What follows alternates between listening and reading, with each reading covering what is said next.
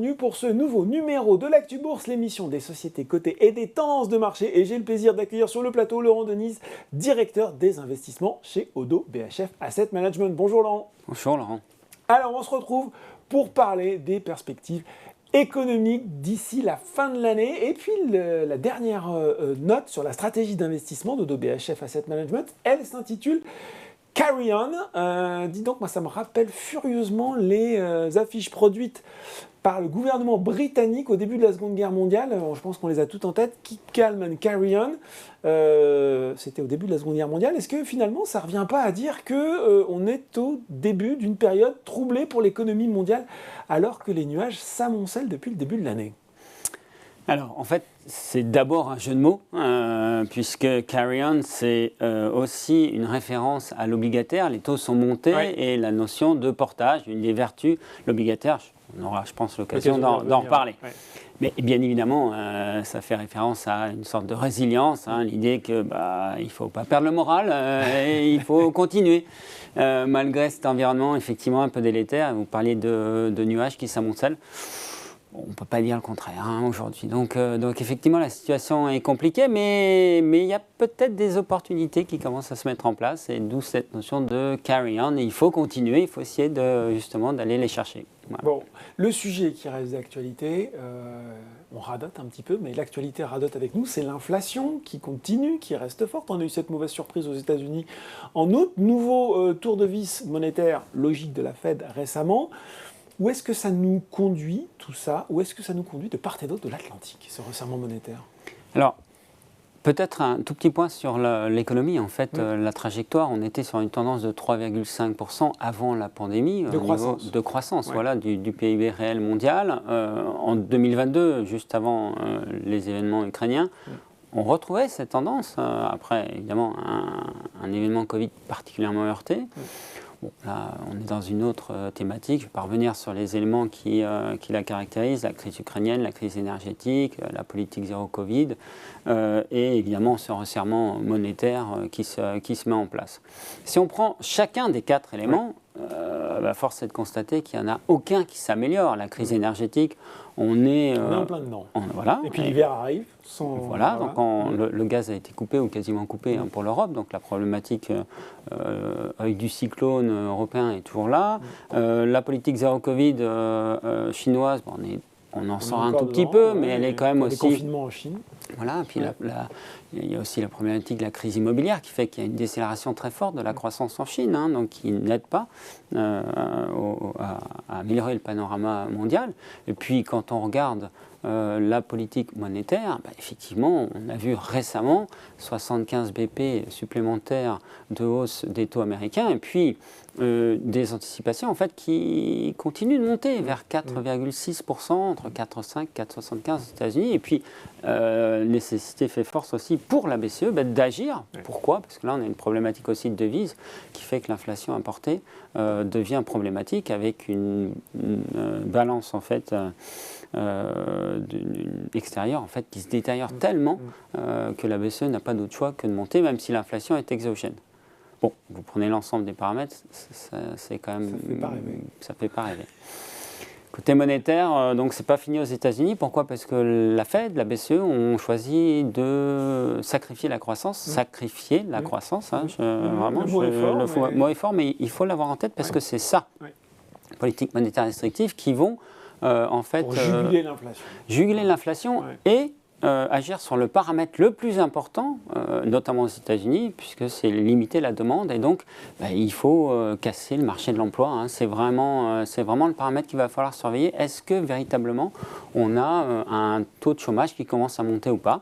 C'est aussi un petit peu le cas en zone euro. Le marché du travail est relativement fort, avec des entreprises qui cherchent à recruter encore. Et qui n'y arrivent pas. Donc il faut quand même un peu lutter contre cette croissance qui est portée par la demande et une surchauffe aux États-Unis.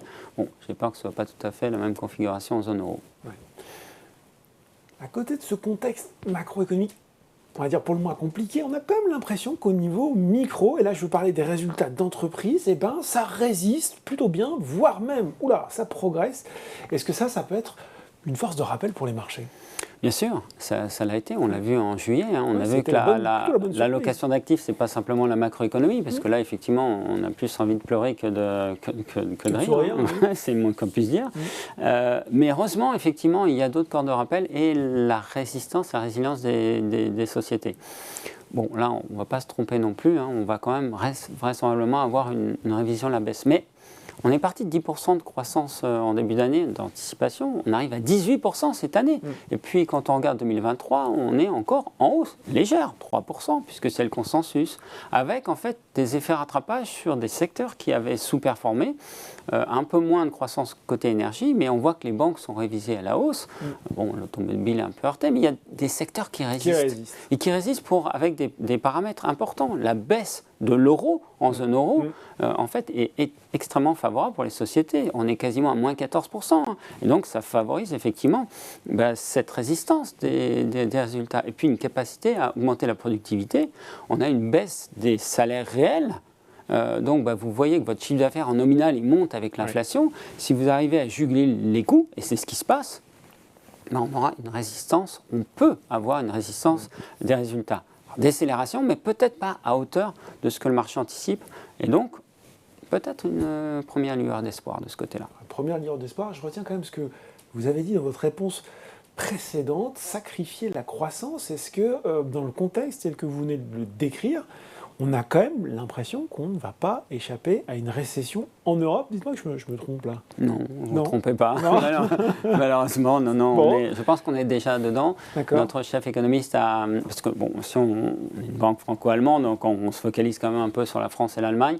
L'Allemagne est rentrée en récession technique, mais va rentrer en récession beaucoup plus importante. Pourquoi ?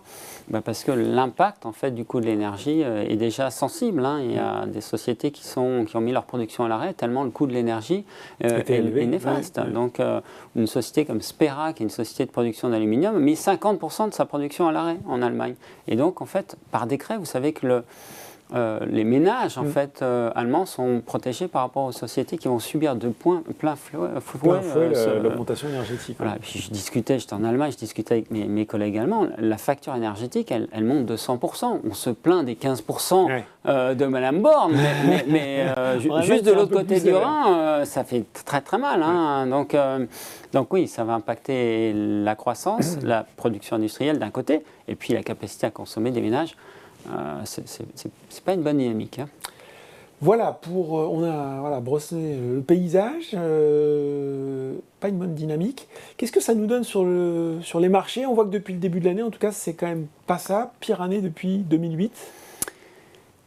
Bon, si on s'arrête à cette année-là, aujourd'hui, effectivement, c'est la pire année qu'on a connue depuis 14 ans. Bon, alors, on peut se désoler ou on peut essayer de trouver... On a besoin pas forcément de se rassurer, mais de trouver des moyens d'espérer. On va dire ça plutôt comme ça. Allez. On a des valorisations qui commencent à être attractives, un peu sur les actions, même si, effectivement, les résultats peuvent continuer à baisser. Donc là, quelles primes de risque vont demander les investisseurs? On peut toujours s'interroger, mais on est quand même sur des niveaux de valorisation qui commencent à être interpellés. 11 fois les résultats, c'est vraiment, on se rapproche de la crise systémique de 2011 sur les banques et la dette d'État. On n'en est pas à 2008, mais on s'en rapproche aussi. Ouais. Bon, donc, quelque part, on a fait un petit exercice, tout simple. On se dit, on a 18% de croissance sur les 2 premiers trimestres. On va dire qu'on va faire 0 sur les 2 autres, d'accord, sachant que le 3e trimestre est déjà passé et qu'il ne sera pas de 0. On fait cet exercice. Bon, violent quand même. Hein. En fait, si on met des multiples de valorisation à peu près à hauteur de ce qu'ils sont aujourd'hui, un petit peu en stabilisation, on est sur des marchés qui sont aujourd'hui valorisés à peu près correctement, entre moins 5 et plus 5%. Donc il ne faut pas jeter le bébé avec l'eau du bain. Aujourd'hui, on a déjà anticipé. On est déjà un peu intégré dans les cours ces mauvaises nouvelles. Ces mauvaises nouvelles, cette révision des résultats, cette récession qui se présente à nous.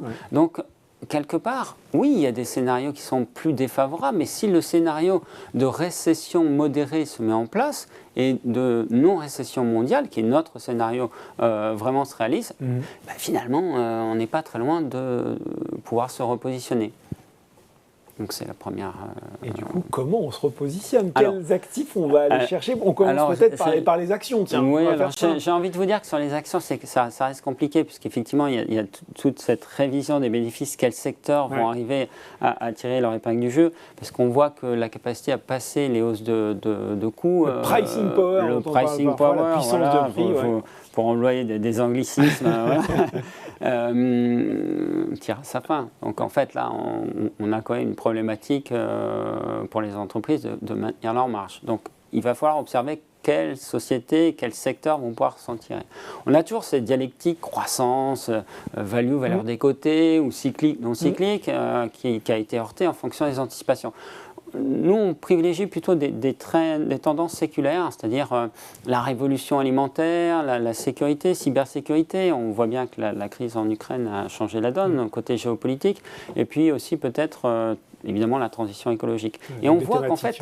Exactement. Et donc, on voit que les flux sont quand même toujours positifs de ce côté-là, ce qui n'est pas du tout le cas sur les actions européennes classiques. Donc, attention aussi à l'allocation et au fait de voir où les investisseurs veulent se positionner. C'est notre choix aujourd'hui. Mais les actions ne sont pas la classe d'actifs qu'on privilégie. La classe d'actifs qu'on privilégie, carry on, c'est ça. Et voilà. C'est le marché obligataire qui a bien tangué depuis le début de l'année. On y vient. Voilà. Mais qui finalement a presque j'ai envie de dire, un retour à la normale qu'on n'avait pas vu depuis des années. C'est vrai. Alors, peut-être pas sur les obligations souveraines. Pourquoi? Parce qu'on a les élections en Italie, notamment en zone euro, sur les fragmentations, pas mal d'incertitudes. Le côté brun qui commence à monter.